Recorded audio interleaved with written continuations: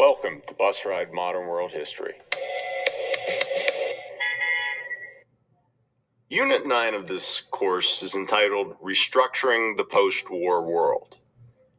If Unit 8 had been about the development and initial spread of new ideologies, specifically the ideology of communism, which is put into practice starting in 1917, Unit 9 here then looks at all the political jockeying that we see between communism and Western-style capitalism in the years after World War II, the time period that is kind of collectively known as the Cold War.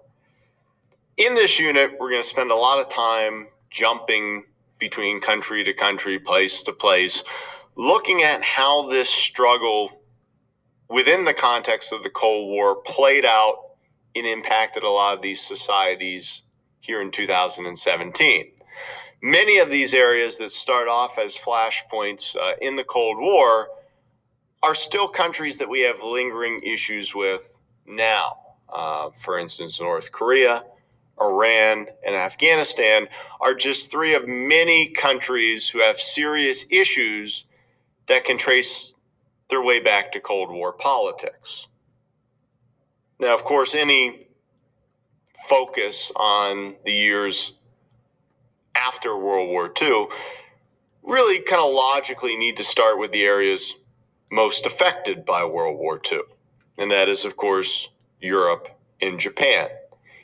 In this podcast, I want to talk a little bit about those regions in the post-war world, talk a little bit specifically about U.S. actions there and how U.S. actions really shaped those countries and regions even to this day. Now, of course, when we talk about World War II, we are talking the single deadliest conflict in the history of the planet. During the course of that conflict, somewhere in the neighborhood of 60 million people are killed, and another 50 million people completely uprooted from their homes, with their whole lives torn apart. Hundreds of billions of dollars in 1945 money is spent engaging in this global conflict. By the end of the war, much of continental Europe and Japan are completely destroyed. In Europe specifically, we know that the eastern portion of that continent then falls under either direct or indirect control of the Soviet Union. And this is, something that's directly tied to their military occupation leading up to the conquest of Germany. But one thing that also can't be overlooked is that in many of these Eastern European countries, there was a groundswell of public support for communism and communist regimes. You figure if you were somebody that had already been jaded or disillusioned with the previous politicians or governments that had ruled before the war and felt that they were completely ineffective in stopping the Germans or other foreign invaders, you were probably fine with some level of political change to begin with. You add in then the fact that the Soviet Union in many cases were viewed as liberating forces, and the fact that the scale of destruction in your home country was massive, that your nation oftentimes was facing a severe humanitarian disaster in which really everybody lacked basic necessities. To give you a few statistics, just very few, to kind of speak to what I'm saying about Eastern Europe. So in Berlin itself, 95% of the city is destroyed by 1945. That's the scale of destruction that we're talking. In Warsaw, the capital of Poland, population 1939 before the war starts, 1.3 million.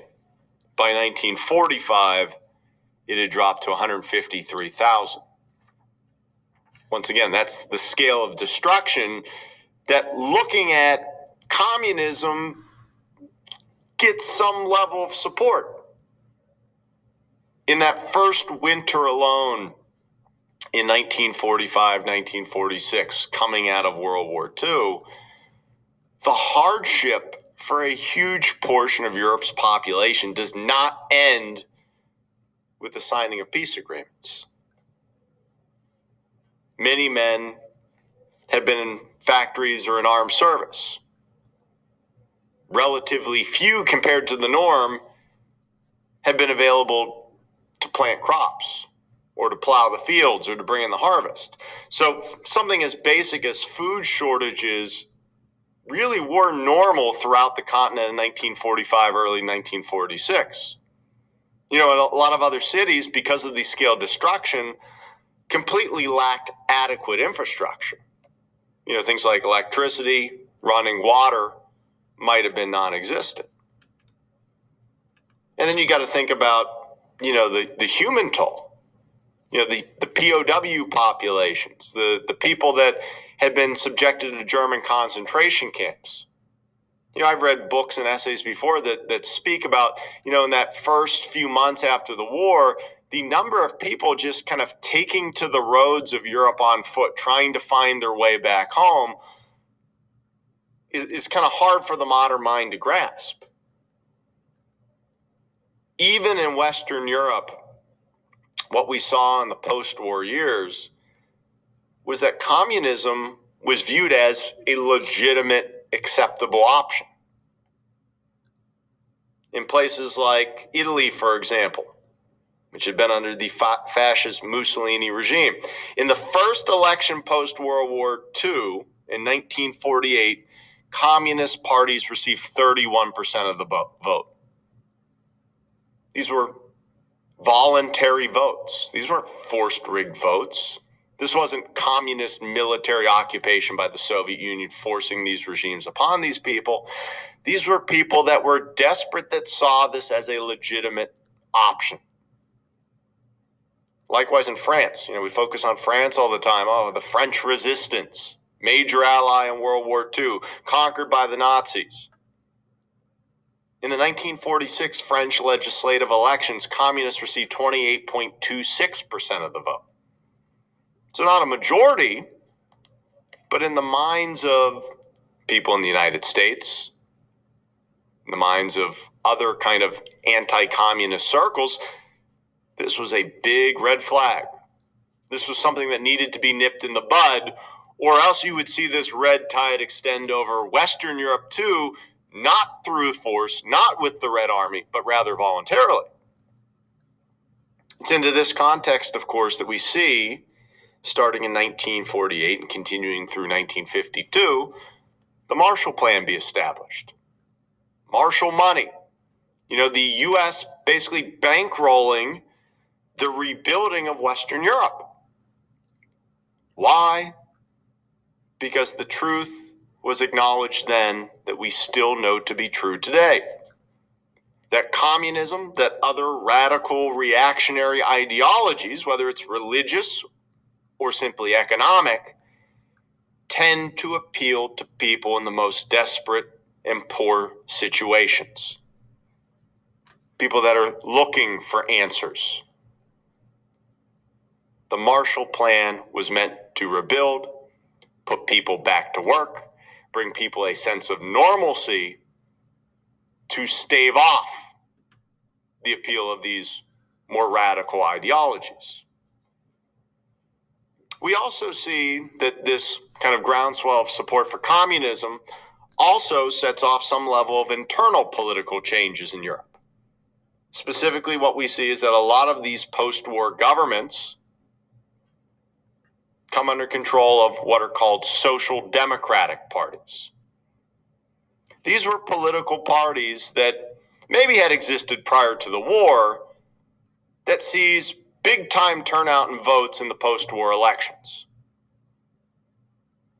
What pretty much united all social democratic parties, because they went by different names in different countries. For example, maybe you've heard of the British Labour Party before. That would be classified generally as one of these parties. What was the common denominator of these social democratic parties throughout Europe, regardless of nation, was they were inherently socialist in their approach to economic activities. That they believed in the necessity in the post-war world for more of a cradle-to-grave approach to government. That there should be a security blanket, that there should be a greater government involvement in people's lives. So what we see today in Europe is countries that, for the most part, most outside observers would consider to be socialist countries, whether we're talking about France or Scandinavia or Germany or even Great Britain. That kind of comes into being post-World War II. People had legitimate needs. People had no way to get back on their feet. People went to the ballots or went to vote in elections. And these political parties that had previously been kind of outsiders looking in now were viewed as the ones that had the answers and got the votes and had the appeal in that post-war devastation. You know, to give you just some tangible examples of things that were put in place in some of these Western European countries. So things like government pension systems. You know, hey, everybody works until a certain age and then you retire on a government-sponsored pension. Or universal health care systems, which are very much the normalcy in much of Western Europe today. Or paid maternity leaves or guaranteed vacation times. Well, obviously all these things have a cost. And so what we see in most of these nations today is a much larger government footprint in terms of social welfare programs, but also a heck of a lot higher taxes in order to pay for that. This all comes about, generally speaking, post-World War II, post-1945. And, you know, the side note I kind of always say about this development is that you have to understand that in the minds of many people after 1917, was that when the Soviet Union was proclaimed, the Union of Soviet Socialist Republics, most people viewed communism and socialism as synonyms. That one was simply a more extreme version of the other, but it was one and the same, that one would lead to the other. You voted for a socialist, you were voting in a communist. Post-1945, you get this kind of divergence in view. That you have this really extreme option that some political parties represent, and then you get this more kind of middle of the road socialist approach to things. So we really see kind of the politics and the basis of the economic systems of Western Europe come about out of this need for additional help. The other tangible thing that we kind of see come out of this post-war rebuild is the groundwork for what eventually becomes the European Union. The basis of the European Union originally starts off as an economic alliance called the European Steel and Coal Community, which was founded in 1951. The European Steel and Coal Community originally had 6 countries that were members: Belgium, Italy, the Netherlands, France, Luxembourg, and West Germany. Those were your members. And basically what this alliance was meant to do is it was meant to create a tax-free zone for these 2 specific resources that were hugely needed for rebuilding and for industrialization and for getting the economy back on track, so that it would make rebuilding easier for everybody. You know, hey, you don't tax my products, I won't tax your products. Anything dealing with coal and steel, okay, trade is free across our borders. It helps all these countries kind of mutually get back on their feet. And it works. Well, by 1957, seeing the success of this, they renamed this coal and steel community the ESCC, oftentimes called the Common Market or the European Economic Community. What was different about this kind of later evolution of the European Steel and Coal Community was, in addition to creating a tax-free zone, they expanded that to include a bunch more products, and it also allowed free movement from one of these countries to the other. You know, really laying the groundwork for something that is an important part of the European Union today. Go from one country, you can pass into another country really without going through separate customs or immigration. This group of the common market then gradually starts to expand. In 1973, the United Kingdom, Ireland, and Denmark all joined. And as a just little side story to this, if you're wondering, well, what took the UK so long to join? Well, the French actually had jockeyed to keep them out. In fact, Charles de Gaulle, the very famous French resistance fighter, was known to have remarked that the UK, he feared, would be a Trojan horse for U.S. influence. That the Americans and the British were too, they saw too eye to eye on things, and that if you allowed in the British, well, basically the Americans were in there too. So they had been purposely kept out until 1973. And we see that much of the rest of Western Europe kind of gradually joins then over the next decade and a half or so. By 1992, finally, we see the kind of final manifestation of this economic alliance created with the then morphing of the European Union. And what was different about the European Union versus these preceding free trade and free travel zone was that the EU also designated like a citizenship. Instead of having an individual country passport, you had an EU passport. You're a member of the European Union.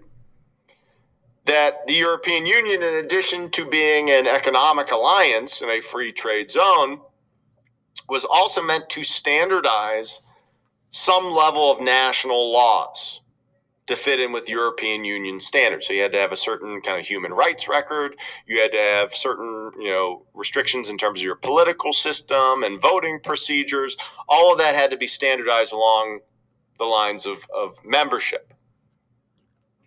They also adopted in 2002, though the idea for it was from the very beginning, the adoption of a common currency, the euro. Now, this was supposed to be something that was a requirement for membership, but what we've seen since that is that many nations have been extremely slow or lukewarm to adopt this common currency. And the reason why they're concerned is that they're concerned that if they adopt a currency that's used in another nation and that the other nation's economy starts to tank, that another nation's economy will then disproportionately affect them. So some EU countries like Sweden, the Czech Republic, and Poland to this day have been very slow to embrace that common currency. One thing I think is important to understand about what the European Union is not is that the European Union is not a military alliance. Once again, it's an economic alliance. It's a political alliance. It allows for free travel and kind of a united stance on immigration issues, but it has no military whatsoever. The main military alliance in Europe is, of course, NATO, the North Atlantic Treaty Organization. And many European Union member states are also NATO states, but that is not synonymous. That is not one and the same. You do not have to be a member of one to be a member of another. Finally, in terms of how the EU kind of works, just to give you a brief rundown. So there are EU-wide laws and policies that are passed.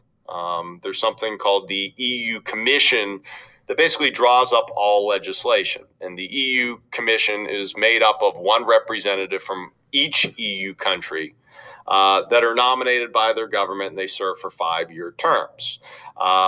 This EU Commission also selects somebody then to be the EU president, who just kind of oversees things.